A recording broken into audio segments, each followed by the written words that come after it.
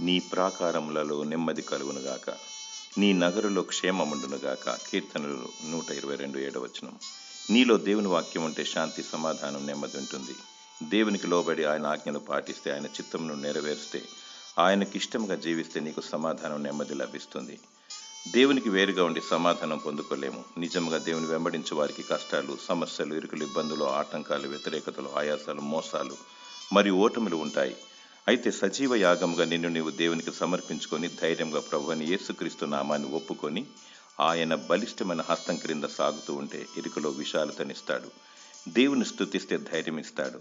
వాక్యాన్ని ధ్యానిస్తే విశ్వాసం ఇస్తాడు. మరియు ప్రార్థిస్తే నీకు విజయం ఇస్తాడు. మది నిండా సత్యవాక్యాన్ని నింపుకొని నిష్కలంకమైన వస్త్రాలను ధరించుకొని లోకానికి వేరై వరుడేసు కొరకు వేచియుండుము.